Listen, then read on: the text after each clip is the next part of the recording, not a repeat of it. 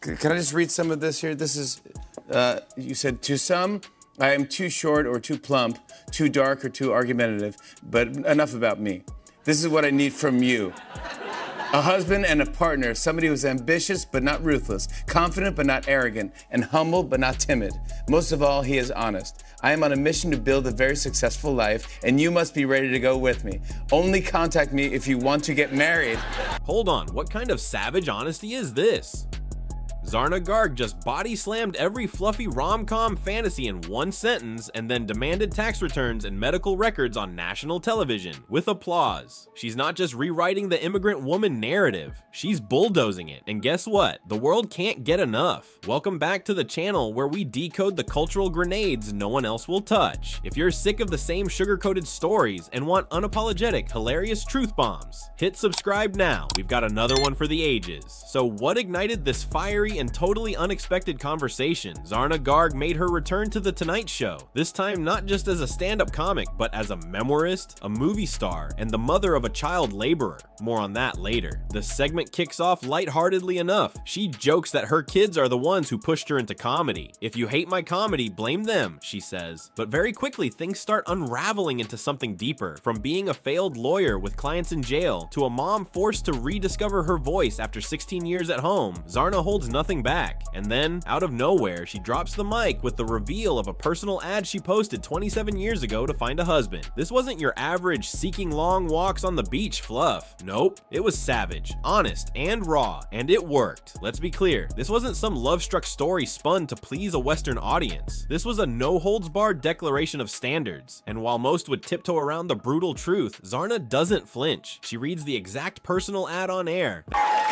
Kindly include your most recent tax return. That's not romance, that's due diligence. While Jimmy Fallon tries to laugh it off and brush it under a layer of lighthearted fun, Zarna isn't cracking. She doubles down, and when she says the whole crowd People complicate dating and marriage and everything in America. Bursts out laughing because she's not wrong. She calls out how Americans drown in dating apps and indecision, while she nailed her soulmate in one shot by just being clear, ruthlessly clear. Even Fallon, trying to keep the mood fluffy, stumbles a bit here, caught between admiration and slight disbelief. Now let's zoom out for a second. What Zarna revealed in that brutally honest personal ad and the unapologetic way she reads it live is more than comedy. It's rebellion in a society where women, especially women of color, are told to be small, palatable, non-threatening. Zarna is the exact opposite. Loud, opinionated, and clear about what she wants. She lays it out. My whole life, before I ever stepped foot in America, I got in trouble for having a big mouth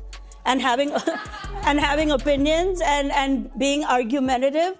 And anytime I voiced a preference, people were like, who do you think you are? That line hits hard because it's true. Growing up in India, being vocal wasn't just discouraged, it was dangerous. And the idea that being outspoken made you too American? That was an insult, a warning. But Zarna turned that slur into a badge of honor and then made it the title of her memoir, This American Woman. And the irony? Cute. And now I'm so American, I even monetize it. To the applause, because now she's not just speaking her truth, she's profiting from it, on her terms. She's a lawyer who admits she was terrible at being a lawyer, a stay-at-home mom who jokes that comedy was a way for her kids to get her out of the house, a daughter-in-law who calls out her wicked mother-in-law with a smile, and when asked about acting in her hit movie, A Nice Indian Boy, she says, but no, this movie belongs to like Meryl Streep. You know, she should play the mother. You just roll her into a tanning salon. Then, that's it. Said to me, this is the role of a mother who is disappointed in her husband and kids. And I said, step aside, Meryl. That's the entire thesis of Zarna's persona. A woman who was told she was too much, now using that exact too much to build a career, a brand, and a movement. In the end, Zarna Garg isn't just cracking jokes. She's blowing up narratives about immigrants, about marriage, about women who are supposed to stay quiet. She's doing what nice Indian girls were never supposed to do, and people love her for it. Just when you think Zarna Garg couldn't go harder, she drops a storytelling nuke. The conversation shifts to her acting role in the critically acclaimed film A Nice Indian Boy, which by the way holds a 97% rating on Rotten Tomatoes. But Zarna, she wanted nothing to do with it. Want to do it?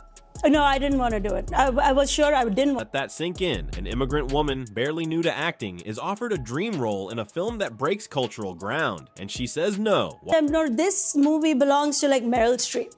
she should play the mother. You just roll her into a tanning salon. Why? Yes. She told the producers they should cast Meryl freaking Streep instead of her. That's how deep her imposter syndrome ran. But then came the game changer. Said to me, this is the role of a mother who is disappointed in her husband and kids. And I said, step aside, Meryl.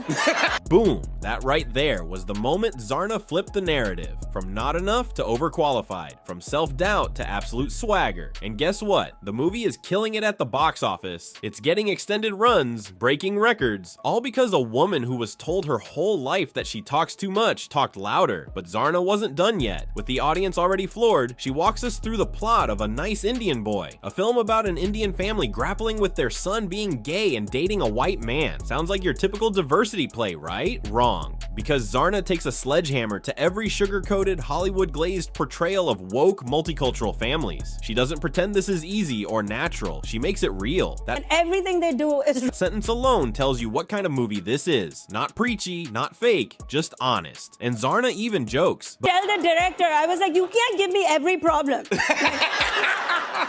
Something's gotta go. But beneath the humor is something raw. This is a woman speaking from lived experience. She knows what it's like to be in a family that wants to love, but doesn't always know how. Still, despite all odds, she helped turn that story into a massive success. In her words, we broke so many records this past week. This little movie that's a gem is now getting into more movie theaters because we're making so much money. And let that be the final beatdown to every gatekeeper who ever said women like her couldn't carry a film, a memoir, or a comedy career. She's doing all three at the same time. So let's recap. Zarna Garg is the immigrant lawyer turned mom turned comedian turned movie star that no one saw coming. She was told she was too dark, too loud, too opinionated, told to lower her voice, to not expect too much, to settle. And she replied with, I am on a mission to build a very successful life, and you must be ready to go with me. And she meant it. From demanding tax returns in a personal ad to booting Meryl Streep from her own fantasy role, Zarna's rise is a giant middle finger to every stereotype. She's not just a nice Indian woman, she's this American woman, and she's thriving. If this story fired you up, hit that subscribe button. We're here to celebrate bold voices, call out fake narratives, and shine light on the stories no one else will tell. Zarna Garg just changed the game. Are you ready for more?